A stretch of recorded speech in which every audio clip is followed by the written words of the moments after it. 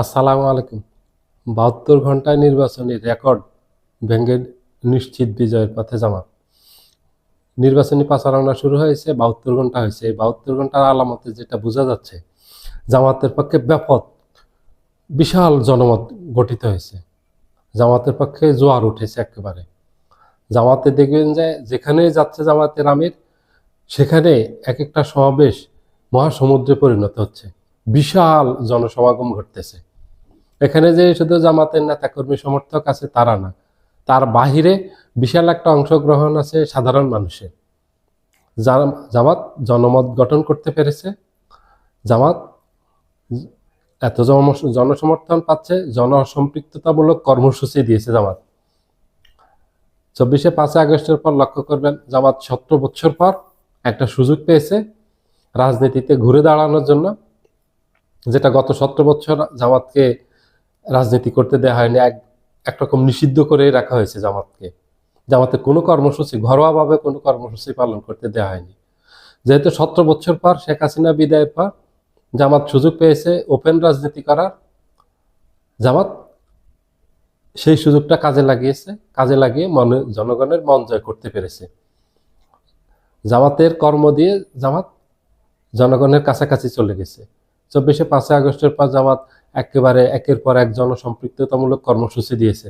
তাদের কর্মসূচি কিন্তু বন্ধ ছিল না। রাজনৈতিক কোনো কর্মসূচি জামাতের ৫ই আগস্টের পর একদিনের জন্য বন্ধ ছিল না। একটার পর একটা কর্মসূচি জামাতে ছিল, এবং সেগুলি জনবান্ধব কর্মসূচি ছিল। যে রাজনীতিটা জনগণ পছন্দ করে এবং যে কর্মসূচিগুলি জনগণ পছন্দ করে, জামাত বোঝার চেষ্টা করছে জনগণ কি চায়, জনগণের পালস বুঝছে। জনগণের পালস বুঝে জামাত রাজনীতি করছে। এজন্য জামাত এখন সফল হয়েছে। ৫ই আগস্টের পর অনেক পরিশ্রম করছে জামাত।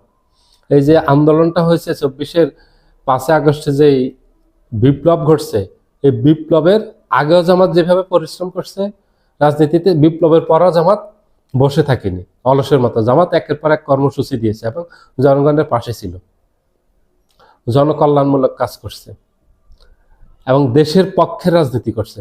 কোনো বিদেশির দালালি করেনি, ভারতের দালালি করেনি, ভারতের কাছে নাককে খত দিয়ে দেয়নি, ভারতের কাছে মুচলেকা দেয়নি ক্ষমতা যাওয়ার জন্য। জনগণের কাছে জামাত গেছে ক্ষমতায় যাওয়ার জন্য, যে আমাকে যদি বাংলাদেশের ক্ষমতায় যেতে হয় তাহলে বাংলাদেশে জনগণের কাছে যেতে হবে, জনসমর্থন আদায় করতে হবে, জনগণের ভোটের মাধ্যমে সরকার পরিবর্তন হবে। আমি যদি সরকারে যাই তাহলে সেটা জনগণের সমর্থন লাগবে। জামাত জনগণের কাছে গেছে। জামাত কোনো বিদেশি প্রভুর কাছে যায়নি। জামাতের রাজনীতি এই জন্য মানুষ পছন্দ করছে, যেটার ফল জামাত খুব দ্রুত পেয়েছে। এই যে 5টা বিশ্ববিদ্যালয়ে জামাতে ভূমিধস বিজয় পেয়েছে, এটা হলো তার ফসল।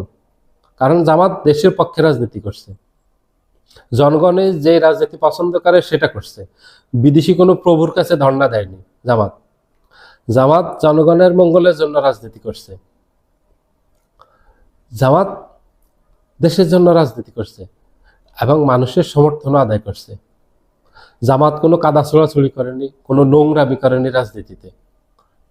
জামাতের দেখবেন যে যতগুলি কর্মসূচি আছে, জামাতের আমিরের বক্তব্য আছে, সবগুলি খুবই কার্যকরী বক্তব্য, এবং যেটা উনি করবেন এবং যেটা সামর্থ্যের মাঝে আছে করতে পারবেন, সেই বক্তব্যগুলি উনি দিয়েছেন।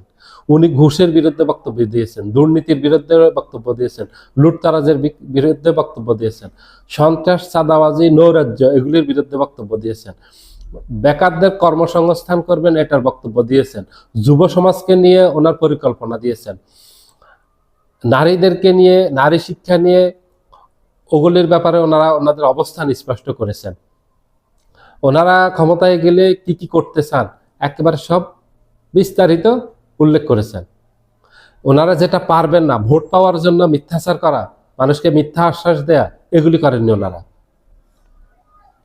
ওনারা মেপে মেপে কথা বলছেন, যেটা ওনারা করতে পারবেন ঠিক সেই প্রতিশ্রুতি জনগণকে দিয়েছেন। এই জন্য জনগণ বিশ্বাস করেছে। জনগণকে ওরকম আশ্বাস দেননি যে আমি ক্ষমতায় যাওয়ার পরে 1 কোটি কর্মসংস্থান করবো। 1 কোটি কর্মসংস্থান এটা কোনো চারটাখানি কথা না, এটা বিশাল এক ব্যাপার। 1 কোটি কর্মসংস্থান করা, যদি বাংলাদেশে 1 কোটি কর্মসংস্থান করা যায় 5 বছরে, তাহলে বাংলাদেশে কোনো বেকার থাকবে না এবং বাংলাদেশ মালয়েশিয়া হয়ে যাবে। 1 কোটি বেকারের যদি কর্মসংস্থান 5 বছরে করতে পারে, তার মানে হলো বাংলাদেশে বিশাল এক পরিবর্তন আসবে অর্থনীতিতে, এবং বাংলাদেশে প্রচুর মিল ফ্যাক্টরি হবে, যেখানে কর্মসংস্থান হবে, বাংলাদেশে বিশাল বিনিয়োগ আসবে, যেখানে ব্যাপক কর্মসংস্থান হবে, এবং একসময় বিদেশিরা বাংলাদেশে কাজ করতে আসবে। তার অর্থ হলো এটা, 5 বছরে আপনি মালয়েশিয়া, সিঙ্গাপুর বানাতে পারবেন না, আরো সময় লাগবে। এখন থেকে চেষ্টা করলে হয়তো 10 বছর 15 বছর পরে পারবেন, আপনি 5 বছরে পারবেন না। এই জন্য ওনারা মিথ্যা প্রতিশ্রুতি দেননি। কর্মসংস্থান তৈরি করবেন বলছেন, বেকারদেরকে বেকার ভাতা দিবেন না, কারণ এটা ভিক্ষা। এই যে বেকার ভাতা দেয়া, মানুষকে অলস করে দেয়া, অলসের পরিবর্তে ওনারা বলছেন মানুষকে 2 হাতে কাজ দিবেন। এটাই হলো রাজনৈতিক সঠিক কর্মসূচি। মানুষকে ওই যে কৃষি কার্ড, ফ্যামিলি কার্ড, এগুলো হলো প্রতারণা। এটা যেই দেখ, এটা হলো প্রতারণা। এটা ভোট পাওয়ার জন্য, তারপরে এগুলি কোনো পাত্তা থাকবে না। আর এত মানুষকে, 4 কোটি মানুষকে ফ্যামিলি কার্ড দেওয়া আমাদের দেশের পক্ষে সম্ভব না, কারণ এটা বছরে 1 থেকে 1.5 লক্ষ কোটি টাকা লাগবে। একটা ফ্যামিলিকে যদি আপনি 2000 টাকা করে দেন, তাহলে হিসাব করেন 4 কোটি ফ্যামিলি কার্ডে কত টাকা আসছে, আপনি হিসাব করেন, এবং বাৎসরিক কত আসছে হিসাব করেন। প্রতি মাসে যদি 2000 টাকা করে দেয় প্রতি ফ্যামিলিকে, 4 কোটি ফ্যামিলির কত টাকা আসে মাসে হিসাব করেন, আপনি বুঝে যাবেন। ফ্যামিলি কার্ড, কৃষি কার্ড, এগুলি হচ্ছে ভাওতাবাজি, এগুলি প্রতারণা, এগুলি প্রহসন। যারা বলতেছে এগুলি ভোট পাওয়ার জন্য বলতেছে, এগুলি তো তারা আগে বলেনি, এই কর্মসূচি তারা আগে দেয়নি। এগুলি এখন প্রকাশ করতেছে যে ভোট পাওয়ার জন্য। আমরা অতীতেও দেখেছি এগুলি রাজনীতিবিদ যারা ছিলেন, রাজনৈতিক দল, ওরা ওই নির্বাচনের আগে এরকম, শেখ হাসিনা বলছে না 10 টাকা চাউল দেবে, খাওয়াইছে 10 টাকা চাল, এবং ঘরে ঘরে চাকরি দিবে, দিচ্ছে, ঘরে ঘরে চাকরি দিচ্ছে, এবং প্রত্যেকটা বাড়িকে খামার করবে। আপনারা ভুলে গেছেন, খামার করছে, যে এক একটা বাড়ি হবে এক একটা খামার। এটার জন্য শেখ হাসিনা 2 লক্ষ টাকা করে বরাদ্দ দিবে। 1 টাকা পেয়েছেন আপনারা? কেউ পেয়েছেন বলেন? একটি বাড়ি একটি খামার, এই প্রকল্পে কেউ আপনারা পেয়েছেন? একজন বলেন? এবং 10 টাকা চাল কেজি একজনে খেয়েছেন বলেন? এবং প্রতি ঘরে ঘরে চাকরি দিবে, পেয়েছেন? 17 বছর শাসনে এইভাবে বলে এগুলি ভোট পাওয়ার জন্য। এগুলিতে কান দেবেন না। আপনারা আগামী নির্বাচনে যেটা করবেন, যেই দলের হোক, আপনারা দল দেখে ভোট দিবেন না, দিবেন ব্যক্তি দেখে ভোট দিবেন। যদি সৎ হয়, যদি ভালো মানুষ হয়, দেশপ্রেমিক মানুষ হয়, যোগ্য হয়, তাহলে তাকে ভোট দিবেন। কোনো সন্ত্রাসীকে, কোনো সাদাবাজকে, কোনো টেন্ডারবাজকে, কোনো খুনিকে ভোট দিবেন না, কোনো দুর্নীতিবাজকে, লুটতারাজকারীকে ভোট দিবেন না, কোনো ঋণ খেলাপিকে ভোট দিবেন না। এক কথায় হলো, কোনো এই অপরাধীকে ভোট দিবেন না। ভোট দিবেন ভালো মানুষদেরকে, সেবা পাবেন, এবং সমাজে শান্তিতে বসবাস করতে পারবেন, সম্মানের সাথে বসবাস করতে পারবেন, আপনার নাগরিক অধিকার পাবেন। আর যদি সন্ত্রাসীকে ভোট দেন, তাহলে সন্ত্রাস পাবেন। ভয় ভীতি আতঙ্ক নিয়ে থাকতে হবে, অতীতে যেভাবে ছিলেন একইভাবে থাকতে হবে। এবার ইচ্ছা আপনার, কি করবেন? আপনি কি ভালো মানুষকে নির্বাচিত করবেন?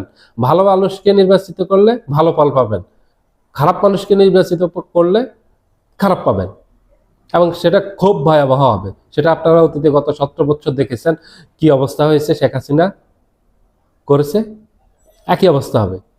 ভুল করলে ভুলের মাসুল আপনাকে দিতে হবে। সিদ্ধান্ত আপনার, কাকে ভোট দেবেন। সবাই ভালো থাকবেন। আল্লাহ হাফেজ।